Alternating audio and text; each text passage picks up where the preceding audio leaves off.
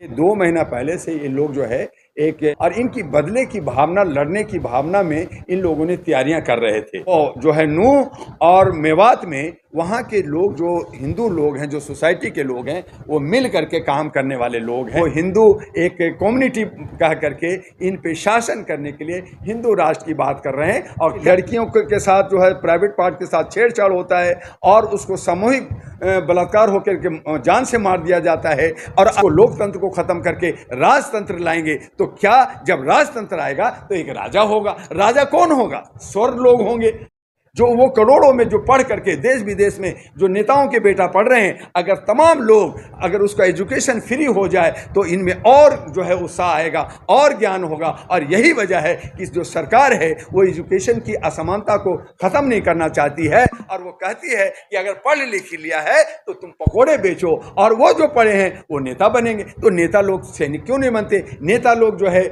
और क्षेत्रों में क्यों नहीं जानते? तो ये सारी चीज़ें असमानता को ख़त्म करने के लिए लोकतंत्र को बचाना जरूरी है। संविधान तरीके से चलना है। जो बुलडोजर की बात की है वो अनैतिक है, लेकिन अगर वो संवैधानिक होता है और अगर कानून से काम होता है और जो गलत है उस पर अगर एक्शन होता है, उसको अगर आप जो है गोलियों से भून देते हैं, तो वो कानून होनी चाहिए। कोर्ट के अंदर 5 करोड़ केसेज हमारा पेंडिंग है, सब परेशान है, लेकिन वहाँ भी भेदभाव हो रहा है। हर डिस्ट्रिक्ट में भेदभाव हो रहा है, लोअर कोर्ट में भेदभाव हो रहा है। अभी हमें एक आश है कि सुप्रीम कोर्ट अच्छा है, एक हमारे चंद्रचूड़ साहब चीफ जस्टिस ऑफ इंडिया एक हमें ईमानदार देख रहे हैं और वो काम हो रहा है। तो हमें विश्वास है जिस दिन न्यायपालिका स्तंभ गिर जाएगी, जिस दिन उसकी साख गिर जाएगी, आप समझ लेना कि भारत की लोकतंत्र पूरा की पूरा तरह ध्वस्त हो गया, खत्म हो गया और हम सब गुलाम हो जाएंगे। आज हमारा विश्वास है और उस विश्वास के साथ हम चाहते हैं कि भारत के अंदर कानून का राज हो, गलत तरीके से ना हो, सबके साथ सही तरीके से हो। क्या मैंने कहा कि 78 सांसद हैं महिला हमारे पार्लियामेंट के अंदर, उनको इंडिया गेट पे आकर के कहना चाहिए मैं अपना दुपट्टा उतारती हूँ, मैं नंगा होती हूँ, हमारा बेटियों की न्याय मिलना चाहिए। तो कौन बोल रहा है? लेकिन अगर पार्लियामेंट में इसी बात को कहता है कि हम गौ माता हम कह रहे हैं कि माता है, तो हमारी क्या, हमारी जो जननी है वो माता नहीं है? तो ये इस तरह की बातें, चूँकि ये राजनीतिक से प्रेरित है, ये बड़ी बड़ी पार्टियां हैं, तो ये बातें करते हैं जो होना नहीं चाहिए, तो होना नहीं चाहिए। है तमाम मुद्दों को आप देखते रहते हैं समाज के अंदर। तो मणिपुर की घटना भी इतनी विध्वंसक घटना, अगर ह्यूमन राइट्स की हम बात करें तो उसको आप लोग किस नजरिए से देखते हैं? देखिए, मैं डेवलप कंट्री के लिए क्या है ये बहुत ही शर्मनाक है, बहुत ही निंदनीय है। मैं 10-12 लोगों का एक टीम वहाँ भेजा, वहाँ ग्राउंड रिपोर्ट बनाया कि वहाँ पे आदिवासीवादी का लड़ाई है। पहले वहाँ कांग्रेस की सरकार थी, उसको ख़त्म करके बीजेपी की सरकार आई और वहाँ पे 100 बजरंग दल की वहाँ पे शाखाएं हैं।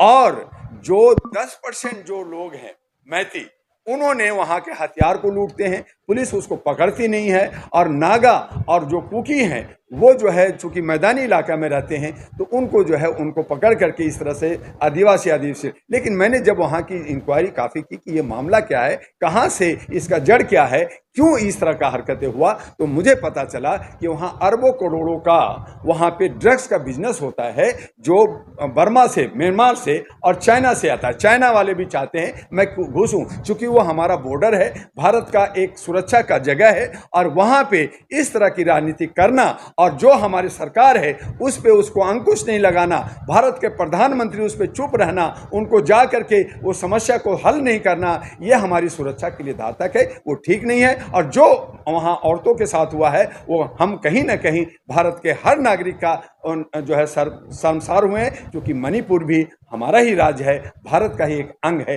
हिस्सा है।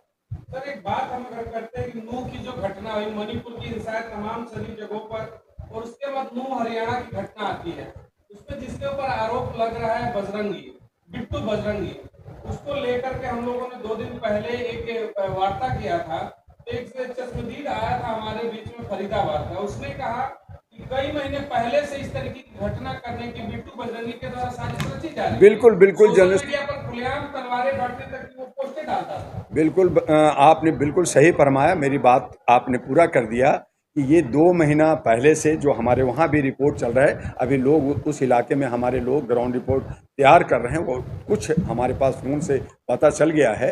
तो उसमें यह है कि 2 महीना पहले से ये लोग जो है एक जुनैद करके और एक मन्नू जो ये जो है मनेसर हैं, और इनकी बदले की भावना, लड़ने की भावना में इन लोगों ने तैयारियां कर रहे थे।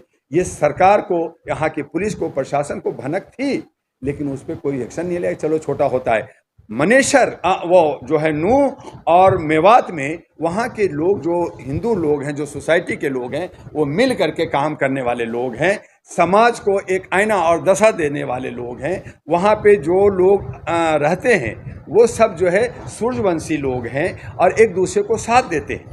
तो सूर्यवंशी लोग पहले कहीं ना कहीं हिंदू ही थे, तो वो दोनों मिल करके वहाँ जो साजिशन किया गया और वो नूह में जो मूव लंचिंग हुआ है, वो एक तरह से कहें कि बना बनाया किया गया। हाँ, जब एक ईंट चलती है 100 ईंट चलती है तो और दूसरे लोग भी आते हैं, और उसमें जो बेगुनाह बेकसूर लोग हैं, जो उनकी झुग्गियां हैं, छोटी छोटी घर हैं, उनके बुलडोजर चला के उनको पकड़ा जा रहा है, मारा जा रहा है। जो एक्चुअल लोग थे भाग रहे हैं। तब हाई कोर्ट ने कहा कि नहीं, अभी बुलडोजर नहीं चला सकते जब तक इसकी इंक्वायरी ना हो जाए कि विक्टिम कौन है, गलत कौन है।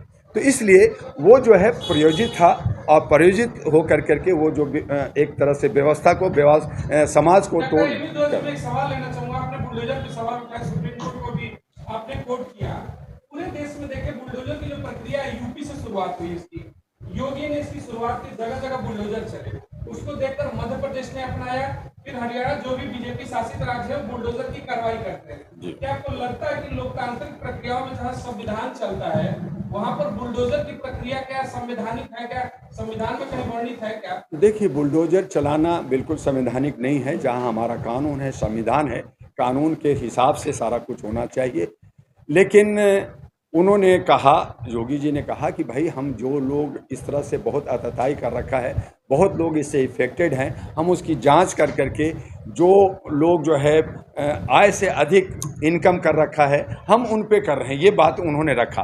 तब मैंने कहा कि ये बुलडोजर सबसे पहले नेताओं के घरों पे चलना चाहिए, क्योंकि वो लोग आतताई हैं, वो लोग जो है ये झगड़ा करवाते हैं, और वो लोग आय से अधिक धन रख रहे हैं, सारा बाहुबली वो लोग हैं, तो उनके क्या बुलडोजर चलने चाहिए। उन्होंने कहा हाँ, सब पे चलेगा। तो मैंने कहा अच्छी बात है, तो पहले आप अपने घर से, आप अपनी पार्टी के लोगों से शुरुआत कीजिए। तो यहाँ तो जो है भेदभाव की राजनीतिक होता है। देश के प्रधानमंत्री अमेरिका में जाके यूनाइटेड नेशन में कहते हैं कि हमारे देश के अंदर भेदभाव नहीं है, अगर भेदभाव होगा तो लोकतंत्र नहीं होगा, अगर ह्यूमन राइट्स की वायलेशन होगा तो हमारा लोकतंत्र नहीं होगा। तो उन्होंने ये साबित कर दिया, हमारे देश के आदरणीय सामान्य प्रधानमंत्री ने साबित कर दिया कि भारत के अंदर लोकतंत्र नहीं है, खत्म है। हम सिर्फ इसको ढकोसला, एक खाली डब्बा लेके घूम रहे हैं कि हम लोकतंत्र में, हम बोल रहे हैं आर्टिकल 19, आर्टिकल आज़ादी का 21 का, हम जो है हम मौलिक अधिकार का, हम प्रेम्बल का हम ढोल पीट रहे हैं, लेकिन सही माने में हमारा जो है देश का